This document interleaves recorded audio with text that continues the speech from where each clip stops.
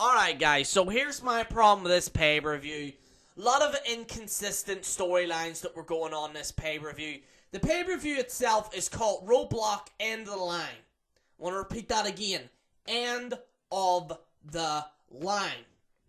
Now, what that means is that we should see an end to certain stories. Charlotte and Sasha Banks, although it was what many might seem a good match, it went on for too long. Alright? Now, you might say, well, Jerry, it said 30 minutes in the title.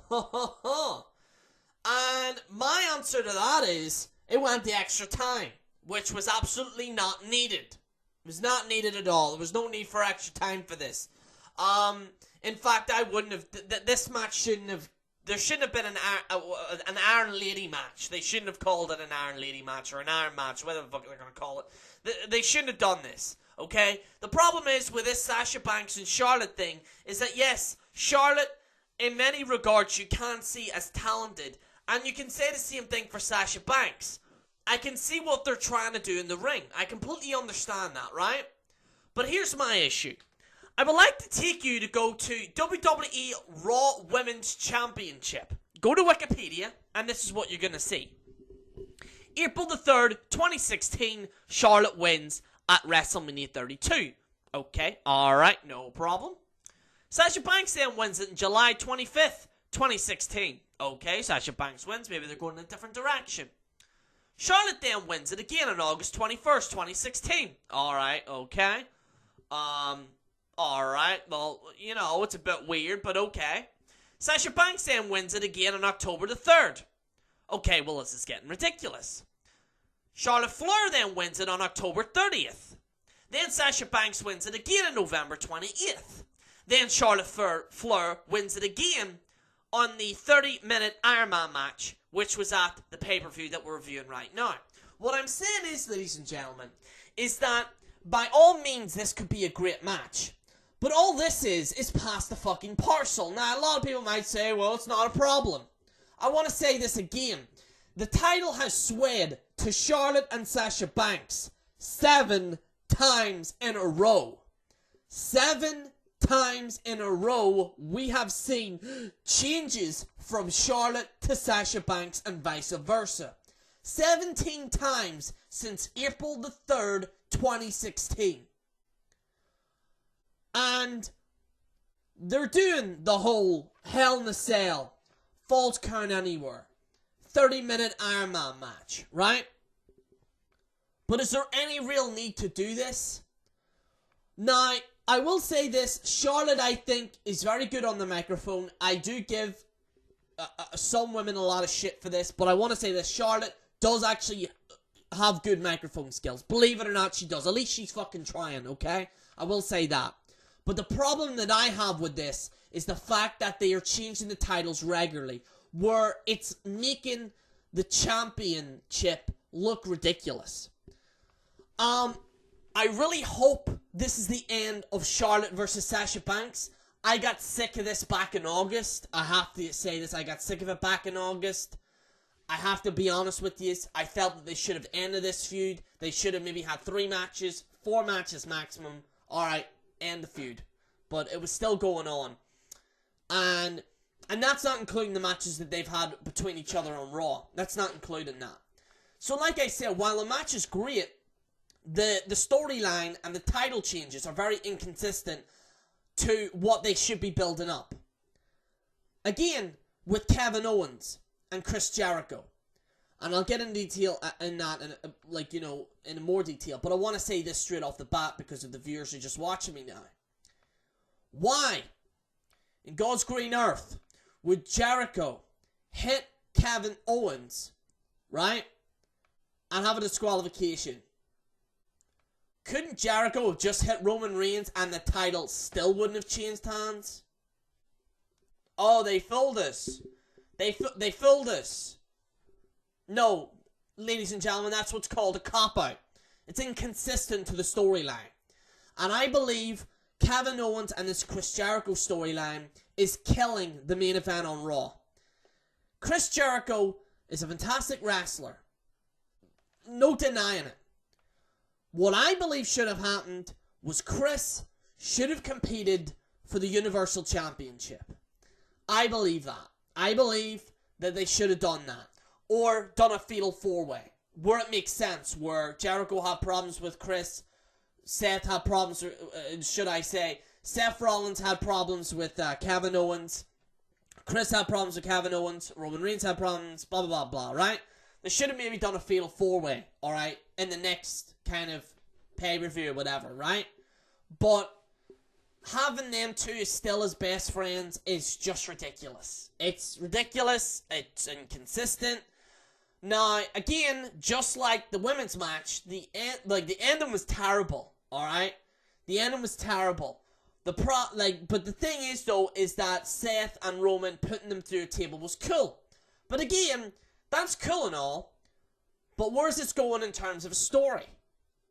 Like I said, this is my major problem with this pay-per-view, is that they're doing things for the sake of doing it. Putting women in 30-minute Iron Man matches. At Hell in a Cell, for example, the match that Charlotte Flair and Sasha Banks had on October 30th in a Hell in a Cell match. A Hell in a Cell match is designed to end feuds. The feud should have ended there. And I'll be honest with you, it wouldn't surprise me if we see another rematch on Raw. If that's the case, then I will not be watching any more of the women's matches. As much as some people might say it's good, the problem that I have here, ladies and gentlemen, the problem that I have is that the two of them are facing enough. They faced each other more than Randy Orton's faced John Cena, for crying out loud. They faced each other more times than The Miz and Dolph Ziggler faced each other, for crying out loud, okay? Please put an end to it. Let's Charlotte face someone else. Let Sasha Banks do her own thing. Alright? So, I wanted to get into the details of that there. Let's get into the show. Cass versus Rusev. Garbage. Reason why this is garbage is that they're portraying Rusev as a heel. He's not a heel. His wife is, she's up to no good. She's doing this with all this stuff with Big Cass and fucking and Enzo. Alright? Rusev's a good guy here. So why are people booing Rusev? Again, like I said, this is a problem, and this is another thing that I had a problem with in the SmackDown pay-per-view. The problem I had with that was that they should have ended the James Ellsworth story and had Taker come in. They didn't do it. Okay? And that's the issue that I have, is that just like SmackDown, they didn't end the feuds. The reason why people aren't watching it is because the storylines right now in WWE aren't engaging. They're not. They're just not. Okay? Now, it doesn't necessarily mean that all the matches are terrible. I'm not saying that, right? You had some good matches, but the stories in it are very inconsistent. Like I said, go back to Big Cass and Rusev. I thought it was garbage. Very, very cheap.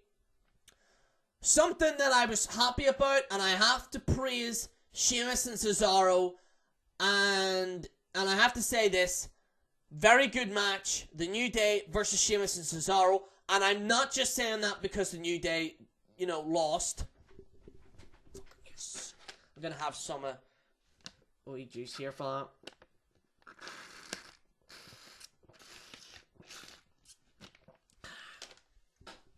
Yes, I'm so happy that The New Day lost. But, this was a good tag match. It had rallying behind it. People were marking out for Sheamus for once. People were actually marking out for Sheamus. I seen people on Twitter cheering Sheamus and Cesaro. I do believe that their story is garbage between Sheamus and Cesaro. However, I do believe that it was good to see them beating New Day.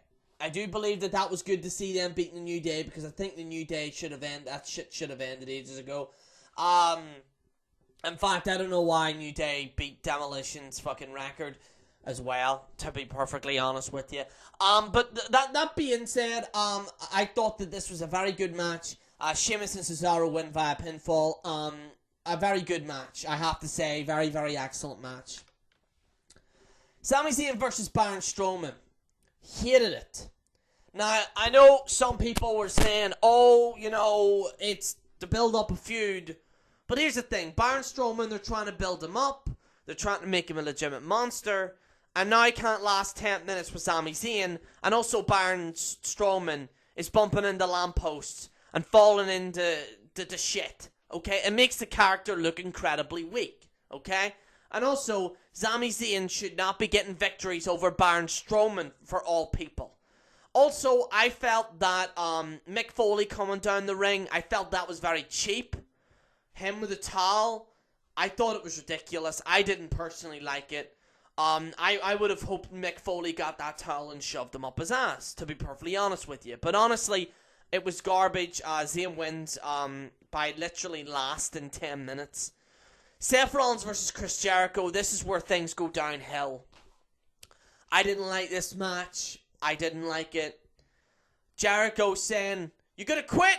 Come on, Rollins. What are you gonna do, Rollins?" I can literally hear you, Jericho. Alright? It's getting annoying. This is the problem with Chris's matches, is that he has a habit of going, "What are you gonna do, huh? What are you gonna do?" I understand that, right? Like, I understand if he's trying to hype things up, but he's doing his job right. But when he's repeating the same thing over and over again for the last 10 years, it's getting a bit out of hand. What are you gonna do, huh, Rollins? What are you gonna do, Reigns? What are you gonna do, Sami? What are you gonna do? What are you gonna do? What are you gonna do? I know what you could do. You could shut the hell up, Chris, okay? And I know people are gonna be like, "Oh, you're on the list. You're on the list." What do I look like, 5 years of age, for crying out loud? I didn't like this match at all. I felt it was very cheap, to be honest with you. I felt the wrestling wasn't great in it. I have to be honest. I didn't think that there was any motivation in it. And from this point on is where things go downhill. Rich Swann versus TJ Perkins and Brian Kendrick. Not a single fuck was given. Nobody cared. In fact, the only thing that people cared was once the match was over, Neville came down. I got really bored of this match and I turned it off. I went back on and I seen fucking Neville come down as a heel. I think that could be interesting. It should be interesting to see Neville do well. I hope he does do well. Because, you know, nobody gives a crap about Rich Swann. Nobody cares about TJ Perkins. And let's be honest, nobody really cares about the Brian Kendrick. Garbage. I didn't like it. Although it was interesting to see Neville. But the match itself was terrible. Nobody gave a flying fuck. Sasha Banks versus Charlotte Flair. It is an Iron Man match. Here's the problem that I have with this match. Is that it was a great match.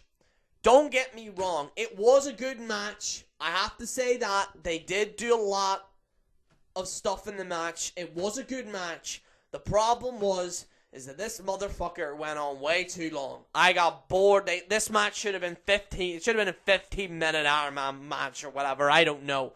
In fact, I wouldn't have done an Iron Man match. If this wasn't an Iron Man match, this would have been perfect for me. And it would have ended the feud, whatever. But the match went on too long. And not because it was 30 minutes. It's because it went to extra time for no reason. There was no reason for it to go extra time. I really hope now that they end this feud. Like I said, the match itself wasn't bad. It's just I generally don't care who... Because I've seen Sasha and Charlotte have the belt more times than enough. So it doesn't... I'm not really... I'm not invested in one person winning the belt. Because pretty much the two of them were champion for the past 6 months. You know what I mean? Literally, the two of them practically were champions together. Okay? And that's the problem I had. I hope Charlotte moving on to this moves on to someone else. I hope they end this feud with Sasha Banks and just end it, please, okay? You have your perfect ending, that's it. But in saying that, the match was good. I think that they did put on a good show. The main issue I had was that it went on too long with the extra time. And, you know, that's pretty much my issue with the match itself.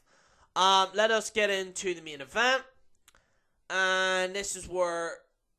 Why did they give it an A? Fuck off. Bleacher Report gave us a fucking A. The match itself wasn't great. Between Owens and Reigns, it really wasn't. It wasn't fantastic, and it wasn't that great. And And then you had a shitty ending.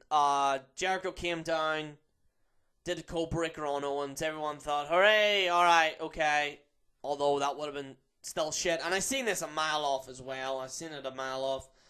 I knew it was going to end in disqualification, but having Jericho still be friends with Owens, it just is so inconsistent.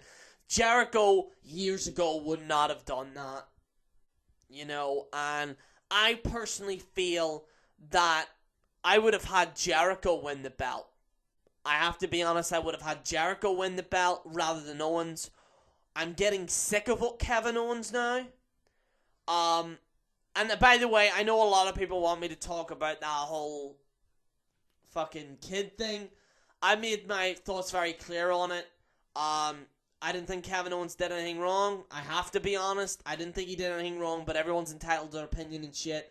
I didn't want to get into it too much because it was just a little, I didn't want to get into it too much. I felt Owens didn't really do anything wrong. But the thing is, though, is that I'm getting sick of Owens as well. I think he's just so boring. I have to be honest, folks. Him as a champion is so boring. Like, it's so boring. You know, it was really so boring, and I just didn't like it. I have to be honest. I find him, I just don't like him. And I don't even see what the hype was, you know, before he came to WWE, really. You know, I really didn't. But I have to be honest, you know, I feel as if Owens needs to drop the belt sooner rather than later. I hope. By the way, I've seen a lot of people going, wouldn't it be great for Owens and Finn Balor and Sami Zayn to compete for the Universal Championship? Hell no. No. No. No. No. No. No. Hell no. No. No. No. No. No. No. No.